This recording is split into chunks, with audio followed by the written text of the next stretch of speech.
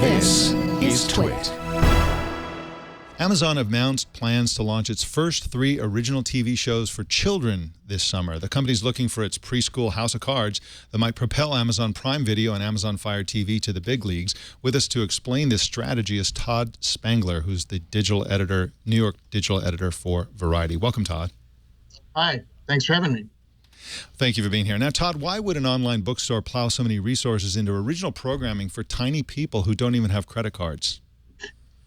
Well, first of all, Amazon would be the first to tell you that they are not just a bookstore, they're Earth's biggest selection. So they've come a long way from their early days as an online bookseller.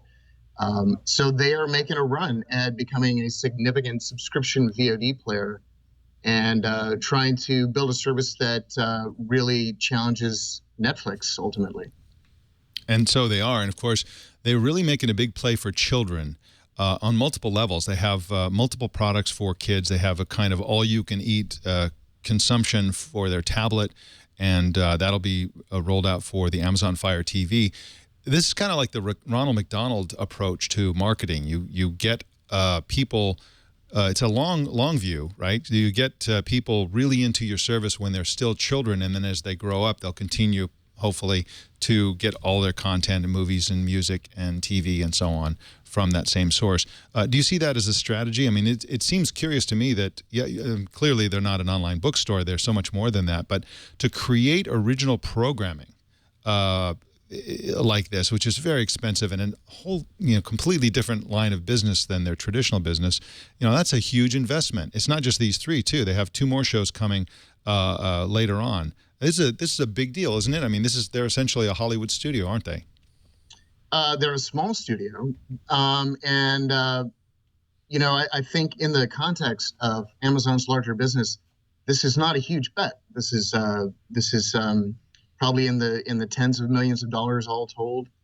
They are spending a lot more on licensing content from HBO and Nickelodeon, by the way, which also plays into the kids' TV programming sector. But you make a good point that, they're trying to build a long-range strategy here that keeps people coming back to the service. And, in the near term, you get children into the service by giving away for their parents to present these interesting new shows in an ad-free environment, which is obviously attractive to parents. So that's a big reason why children's programming is an important genre for the likes of Netflix and Amazon and Hulu for that matter. So they want kids to like these shows, watch them, and watch them again and again, right? Which is another facet of these subscription VOD services, that you can watch them as many times as you want. They're on demand. You don't have to wait for them to come on at any given time. They're available on all these devices and the Kindle tablets.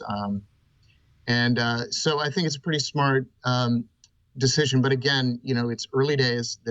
These are their first 3 shows. They're doing 6 episodes of each of the shows. There are 2 that are aimed at preschool kids, and I've watched those. Those look pretty good. One of them is from the co-creator of Blue's Clues. It's called Creative Galaxy. It's very well done, and there's a live-action show called Androids that is also very good. Again, Hollywood production values. They're spending money. They're spending real money on these shows because they want to make them great, and they're not going halfway. But again, is this a big gamble for Amazon? I wouldn't say so. And they believe that this is at this point starting to bring people into the Prime service as a primary reason people sign up.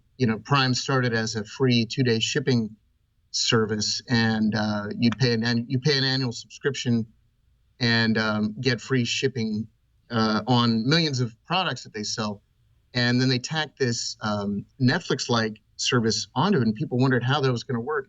Well, Amazon now says that it's having the desired effect, that that they wanted. That it's not just free shipping, it's not just unlimited video. It's both, and how they get you into the service doesn't matter. But they're giving people every day new reasons to keep paying for that service, and keep watching the shows that they're putting into the pipeline. Now, Harry McCracken, the Amazon strategy with digital Fire TV keeps getting more interesting. I mean, we learned this week that Amazon is going to be supporting Rockstar Games' Grand Theft Auto, which, that's, typically associated with, Xbox and so on. And now they have all these original children's programmings. Where are they going with this thing? It sounds like they're awfully serious about kind of owning the living room. What do you think? Yeah, I mean, they're Amazon, so they want to be the king of all media, essentially. It started with printed books, but now it's ebooks, it's apps, it's movies and TV shows, and games are still a relatively new thing for them, but they're interested in that now. And now that they have their own living room platform with the Kindle Fire, all of the stuff gets way more important for them. Now, Todd Spangler, we have a question in the question engine from Rodeo 90.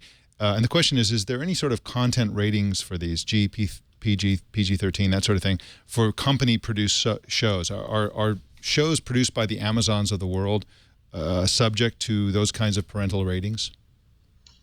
No, they don't have any of those kinds of TV regulations.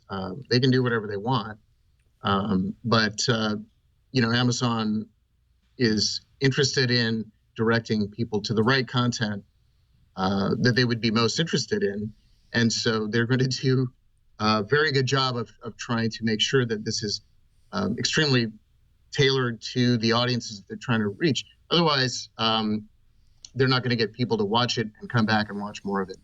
And they've developed the programming. They're working with a educational psychologist who also worked on Blue's Clues and some other kids shows, and trying to make the shows not only fun and interesting but also educational. So they're saying all the right things and they're doing all the right things. And again, the shows are fun and interesting, and so I think it's a good first step for them. Fascinating. Well, Todd Spangler, thank you for coming on Tech News Today. Thank you. You can find Todd Spangler at Variety.com and also on Twitter at xspangler. That's XPANGLER on Twitter.